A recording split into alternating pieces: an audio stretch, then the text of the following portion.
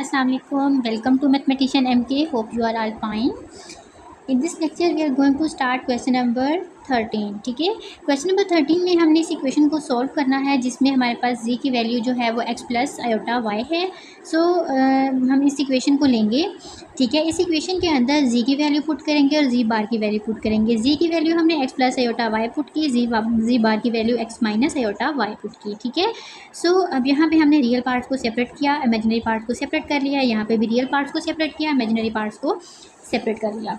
सो यहाँ पे हम जो z मोड है वो किसके इक्वल होता है, x square plus y square के. ठीक है, अगर हमारे पास ये टोटल z हम इसे कंसीडर करते हैं तो y माइनस 2 हमारे पास y है और इसको x.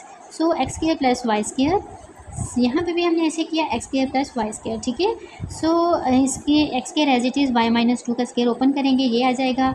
ठीक है, यहाँ पे भी हमने ऐसे किया एक्स प्लस 2 का स्क्वायर ओपन किया, माइनस वाई स्क्वायर का स्क्वायर वाई स्क्वायर आ जाएगा. ठीक है, सो हमने taking square root on both sides, हमने स्क्वायर रूट लिया दोनों साइड्स पे. हमारे पास अंडर रूट जो है वो स्क्वायर से स्क्वायर लिया दोनों साइड्स पे, तो स्क्वायर रूट और स्क्वायर कैंसिल हो जाएंगे. ठीक है, हमारे पास सिंपल ये फॉर्म बच जाएगी. ठीक है, यहाँ पे अगर हम इनको राइट साइड पे लेके आएँ या हम वैसे ही कैंसिलेशन भी कर सकते हैं. एक्स स्क्वायर जब ये सारे टर्म्स इस साइड पे आएंगी, ठीक है, तो ये एक्स स्क्वायर यहाँ पॉजिटिव है, इस साइड पे आएगा, ये वाला माइनस हो जाएगा तो कैंसिल, वाई स्क्वायर भी कैंसिल, ये 4 भी कैंसिल. ठीक है, सो हमारे पास -4 by minus is equal to 4x बच जाएगा. ठीक है, so this is equal to minus y is equal to x. It implies that y is equal to minus x. ठीक है, अब हमने क्वेश्चन नंबर 14 भी इसी प्रोसेस के थ्रू सॉल्व करना है. हमारे पास इक्वेशन गिवन है 5z plus 4 plus iota mod is equal to this. ठीक है, हमने यहाँ पे हमारे पास गिवन कंडीशन है z is equal to x plus iota y. ठीक है, तो हम यहाँ पे z की वैल्यू पुट करेंगे, z की वैल्यू पुट कर दी x plus iota y, z bar की वैल्यू पुट कर दी एक्स माइनस आयोटा वाई, बाकी सारी टर्म हमने एज इट इज़ लिख ली. ठीक है, उसके बाद हमने क्या किया, इनको 5 को मल्टीप्लाई कर दिया ब्रैकेट के अंदर, यहाँ पे भी 5 को मल्टीप्लाई कर दिया. रियल पार्ट्स को सेपरेट किया, इमेजिनरी पार्ट को सेपरेट किया, रियल पार्ट सेपरेट किया, यहाँ पे भी इमेजिनरी पार्ट सेपरेट कर दिया. ठीक है, सो जब हमने अंडर इसका मोड लेना है तो under root x square plus y square आएगा, एक्स का स्क्वायर लेंगे, वाई का स्क्वायर लेंगे. सिमिलरली यहाँ पे भी राइट साइड पर भी यही कुछ कर लेंगे.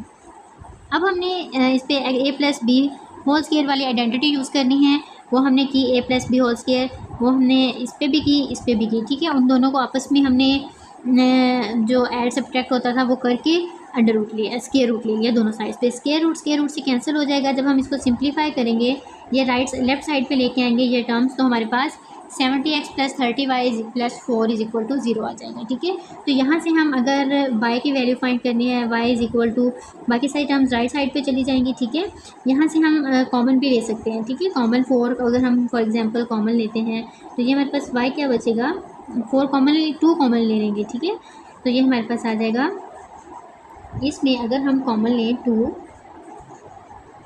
हमारे पास क्या आएगा 3 6 और यहाँ पे हमारे पास 5x प्लस 15y प्लस 2.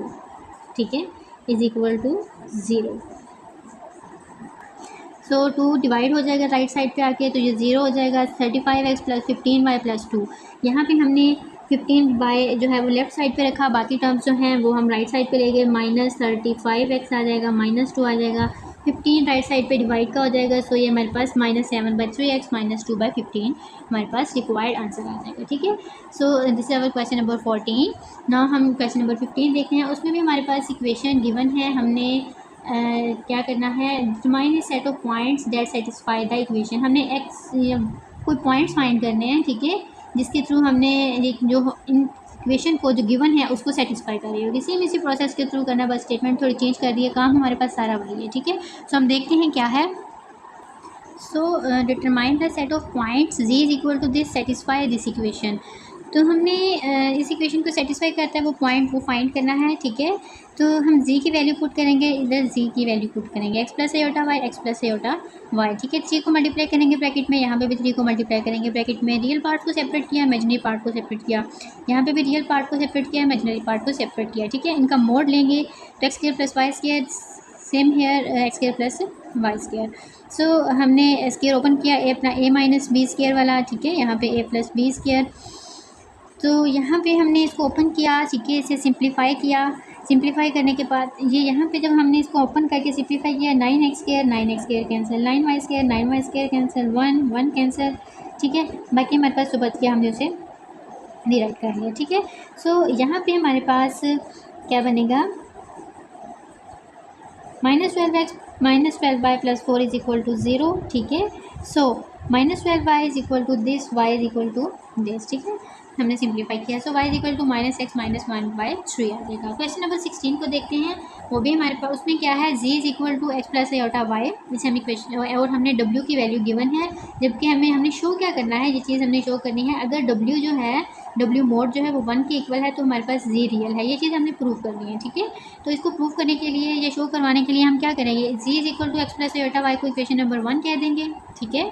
सो w को हम लेंगे, w में हम जहाँ z है उसकी वैल्यू पुट करेंगे x + i/y, x + i/y, ठीक है। इनको मल्टीप्लाई करके हमने इसको सिंप्लीफाई किया, ये हमारे पास w की वैल्यू आ जाएगी, ठीक है। अब हमने w मोड फाइंड करना है, w मोड इसका मोड लिया, ठीक है। तो real part imaginary part separate करके हमने x² + y² कर दिया, ठीक हो गया। इसका फार्मूला अप्लाई किया मॉडुलस का। सो हमने जब सिंप्लीफाई किया, ये हमारे पास मोड सेपरेट होके सेपरेट इनका मोड ले लिया। अब w मोड जो है, मॉडुलस ऑफ w, वो हमारे पास 1 है, ये हमारे पास गिवन कंडीशन है। अगर हमारे पास ये 1 के इक्वल है, हमने प्रूफ ये करना है z हमारे पास रियल है, ठीक है। z हमारे पास रियल है, तो हमने इसको लेट कर लिया, w हमारे पास 1 है, w की जगह हमने 1 पुट किया, ये एज इट इज़ आ जाएगा, ठीक है। अब हमने यहाँ पे क्रॉस मल्टीप्लिकेशन किया, क्रॉस मल्टीप्लिकेशन करके जो कैंसिल होता था उसे कैंसिल किया, सो हमारे पास remaining 4y is equal to 0 बच गया, ठीक है।